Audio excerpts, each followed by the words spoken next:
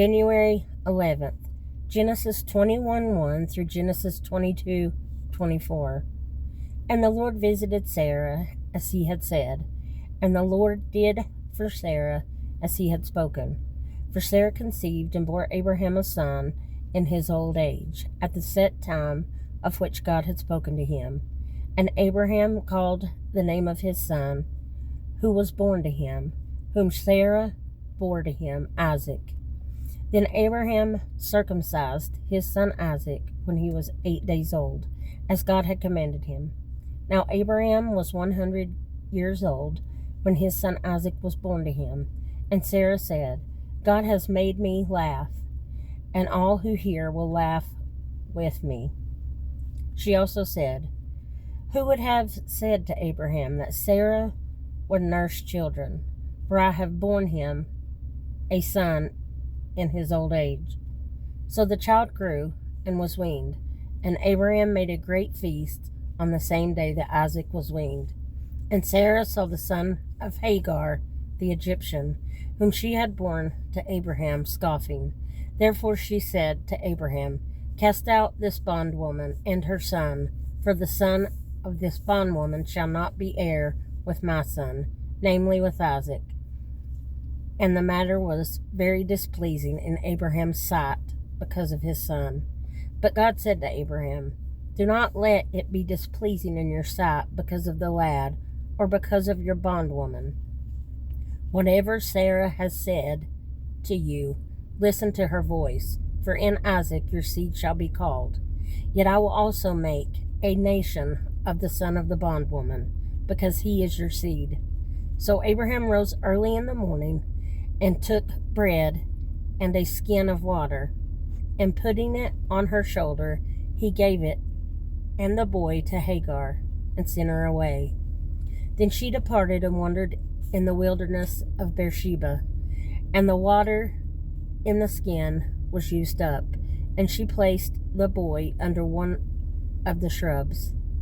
Then she went and sat down across from him at a distance of about a bowshot, for she said to herself, let me not see the death of the boy.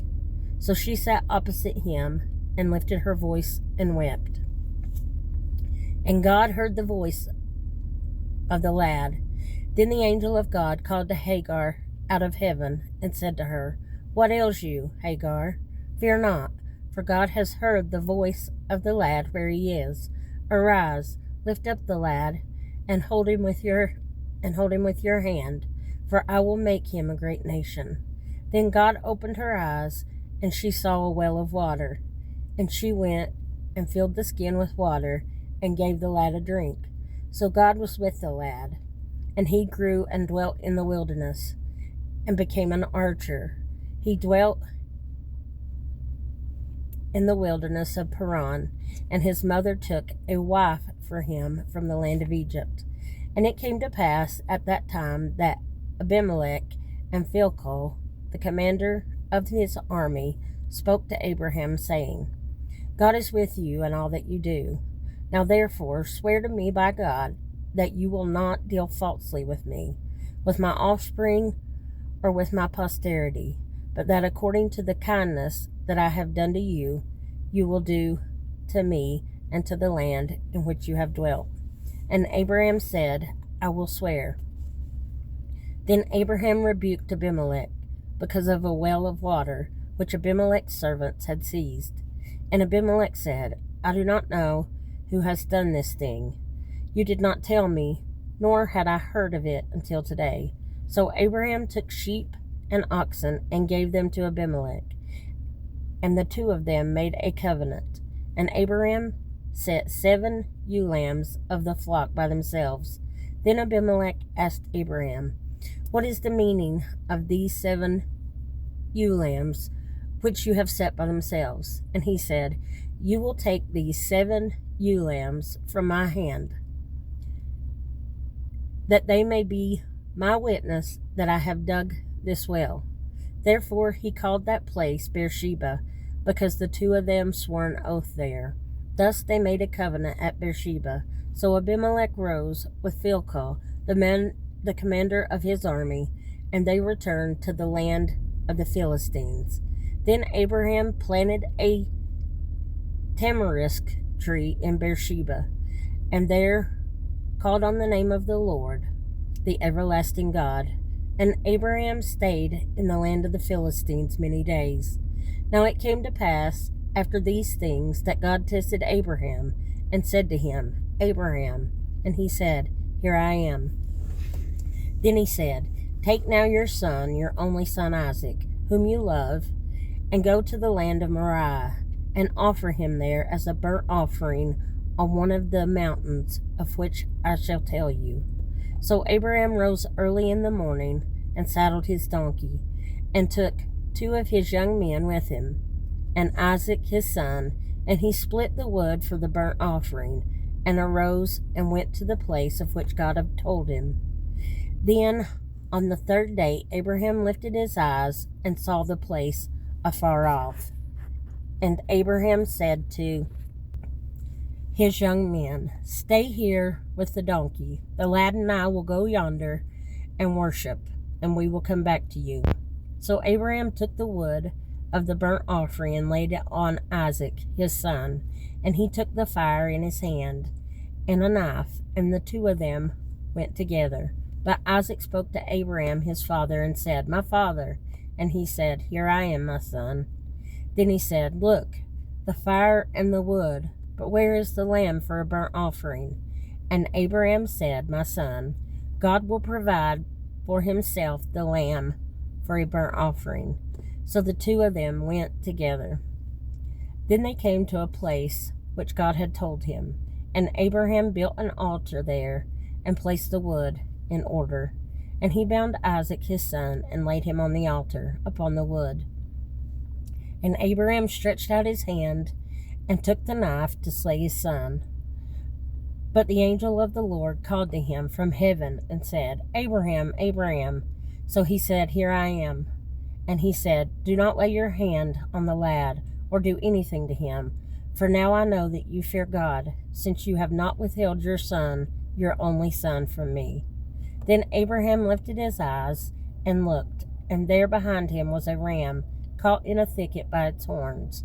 So Abraham went and took the ram and offered it up for a burnt offering instead of his son.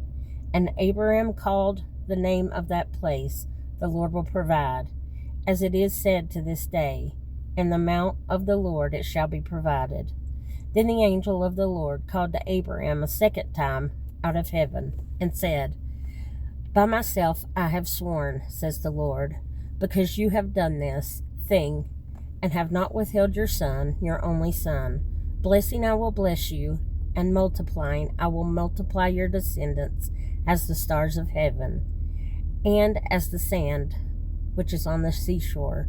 And your descendants shall possess the gate of their enemies. In your seed all the nations of the earth shall be blessed, because you have obeyed my voice.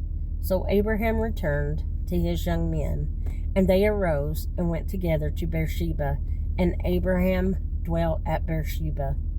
Now it came to pass after these things that it was told Abraham, saying, Indeed, Milcah has borne children to your brother Nahor, Huz his firstborn, Buz his brother, Kemuel the father of Aram, Chesed, Hazo, Pildash, Jidlap, and Bethuel.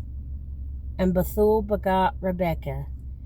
These 8 Milcah bore to Nahor, Abraham's brother, his concubine, whose name was Reumah, also bore Tebah,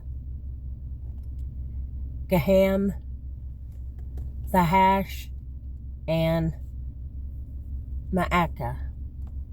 Psalm 6, 6-10. I am weary with my groaning. All night I make my bed swim. I drench my couch with my tears.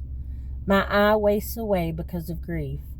It grows old because of my enemies. Depart from me, all you workers of iniquity, for the Lord has heard the voice of my weeping. The Lord has heard my supplication. The Lord will receive my prayer. Let all my enemies be ashamed and greatly troubled. Let them turn back and be ashamed suddenly. Proverbs 3, 5, and 6. Trust in the Lord with all your heart, and lean not on your own understanding. In all your ways acknowledge him, and he shall direct your paths.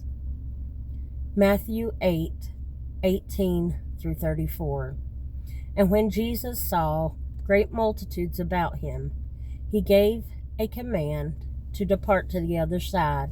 Then a certain scribe came and said to him, Teacher, I will follow you wherever you go. And Jesus said to him, Foxes have holes, and birds of the air have nests, but the Son of Man has nowhere to lay his head. Then another of his disciples said to him, Lord, let me first go and bury my father. But Jesus said to him, Follow me, and let the dead bury their own dead. Now when he got into the boat, his disciples followed him. And suddenly a great tempest arose on the sea, so that the boat was covered with waves. But he was asleep. Then his disciples came to him and awoke him, saying, Lord, save us, we are perishing. But he said to them, Why are you fearful, O you of little faith? Then he arose and rebuked the winds and the sea, and there was a great calm. So the men marveled, saying, Who can this be, that even the winds and the sea obey him? When he had come to the other side, to the country of the Gergesenes, there met him 2 demon-possessed men, coming out of the tombs, exceedingly fierce, so that no one could pass that way. And suddenly they cried out, saying, What have we to do with you, Jesus, you Son of God? Have you come here to torment us before the time? Now a good way off for them there was a herd of many swine feeding. So the demons begged him, saying, If you cast us out, permit us to go away into the herd of swine. And he said to them, Go. So when they had come out, they went into the herd of swine, and suddenly the whole herd of the swine ran violently down the steep place into the sea, and perished in the water. Then those who kept them fled, and they went away into the city and told everything, including what had happened to the demon-possessed men. And behold, the whole city came out to meet Jesus. And when they saw him, they begged him to depart from their region.